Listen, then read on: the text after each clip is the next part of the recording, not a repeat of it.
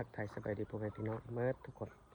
วันนี้ก็มาพบพ่อกันในแล้วกับ2เบาดื้อให้อยู่หากินพี่น้องวันนี้เบาดื้อมาเห็นต้นมักมอนพี่น้องเลยจักสิมีมากหรือบ่มีมากก็ติดตามรับชมไปนำกันเดี๋ยวสิลองไปเบิ่งพร้อมกันเลยว่ามันมีมากอยู่บ่ถ้ามีมากก็ลุ้นไปนำกันอีกพี่น้องว่ามันสิมีหอกมากินต้นมักมอนนี่บ่นะอยู่เข็มทางนี่พี่น้องรถจดป่านี่แหละโอ้โดนเพื่อได้เข้าผูเข้าป่าพี่น้องเลยส่วนนี้บ่ได้เข้าผูเข้าป่าโดนเติบละนี่ต้นมักมาต้นนั้นนี่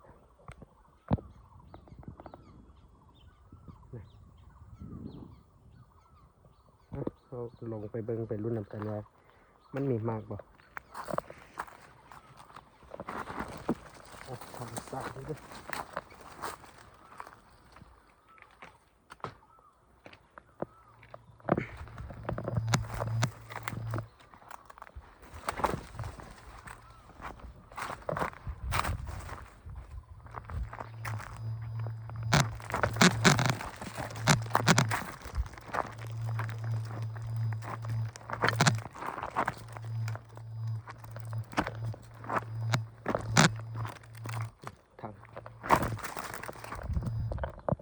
เบิ่งเอาพี่น้องถ่ายสัก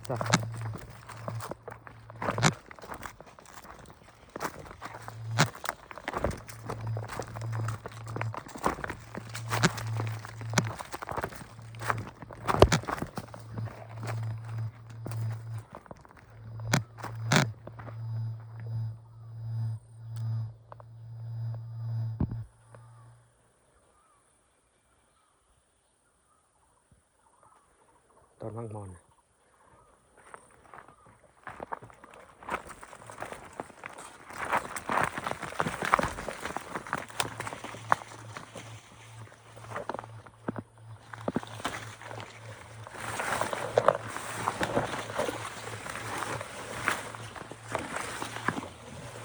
ติดพดน้อยนี่จะปลาดกแข็งไปจังเลยละเดี๋ยวก็เจ้าไปหดพุ่นละที่ไทยบ้างมาฮอดแล้วไปเนาะเบิ่งส่งน่าสิบ่มีมากนะไปกันลองไปเบิ่งกล้องแล้วมันเลยหรือว่าบ่มี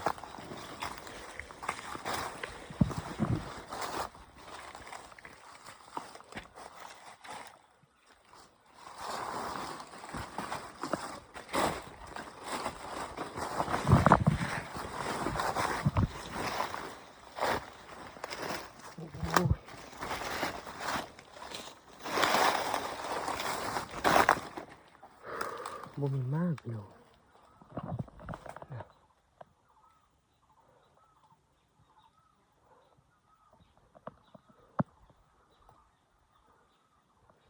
อยู่เป็น2-3 ต้นบ่มีมากเซ้ย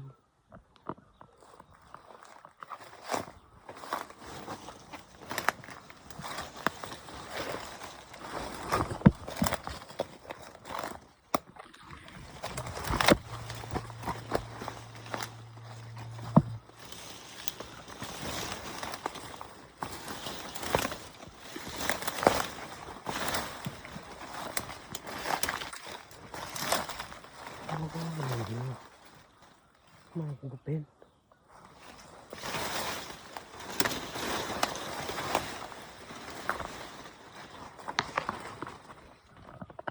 ต้นมะม่วง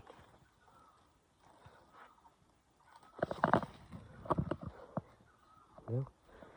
ยวก็เจ้าโหลเบิ่งว่ามันมีมากดีหรือว่าบ่มีก็บ่มีแท้ก็สิกลับแล้วพี่น้องเสียดายมากมวยบ่เป็นมากก็สิได้นั่งฟ้องเมื่อปีนี่แหละเป็นจังไดก็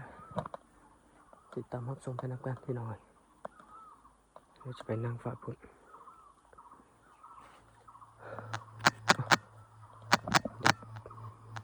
เป็นดูบนบนนั่งเฝ้านะพี่น้องญี่ปุ่นก็มีต้น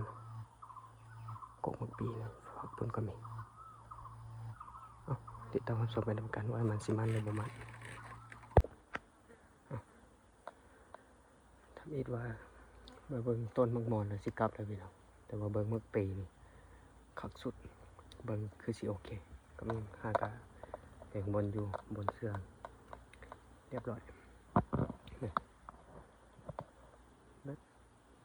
สบายไปก่อนนะพี่น้องโอ้โหเมื่อปีมีหลายต้นนะพุ่นก็มี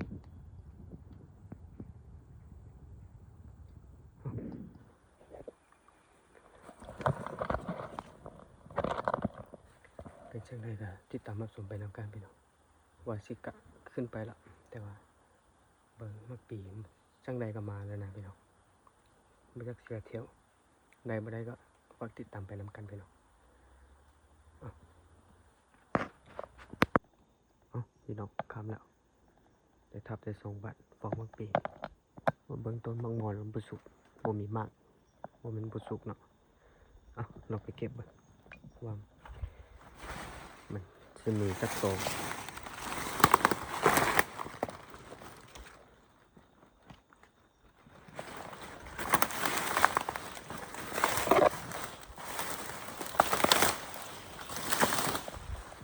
มองไว้พี่น้องมาปี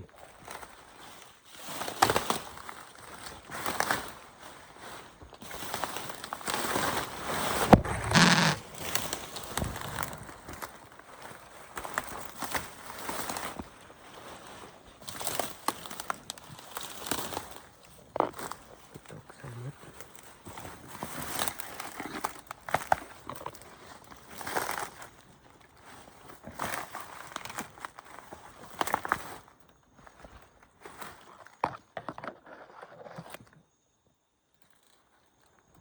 ถึงจะมีถึงไป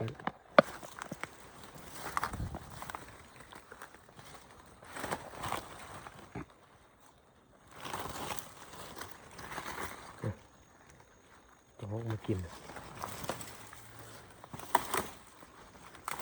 คือเรา1 แต้ม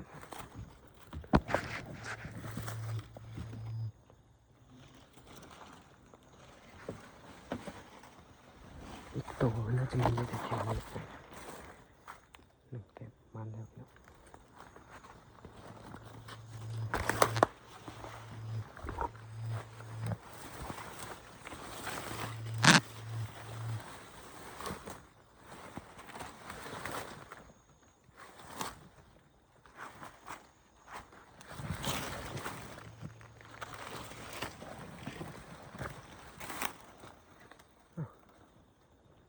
อีกตัวนึงมันอยู่ใส่นะ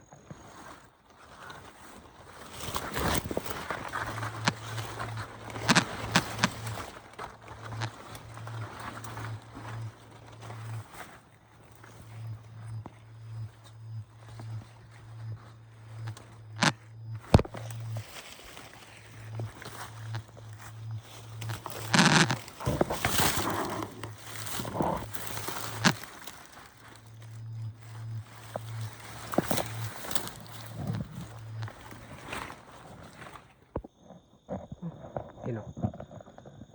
ทับ2 วัดแต่ว่าเห็นแต่ตัวเดียวจักไปตกอยู่ใส่หูมีแต่ตัวเดียวนี่โอ้ยงงสุดไปยิงความโมนี่ก็เจ้าญี่ปุ่นทับมาทางนี้งงเลยเห็นแต่ตัวเดียว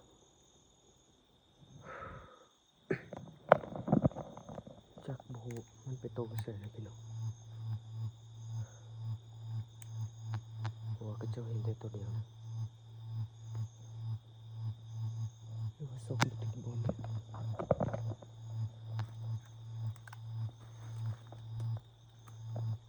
ตัวทะเบียนมันตกอยู่นี่ช่างใดมันก็ตกแถวๆนี้แหละเพราะว่ามันใกล้กันงงเดี๋ยวเต้นเดี๋ยวพี่น้องเป็นช่างใดก็เดี๋ยวเจอกันอยู่รถ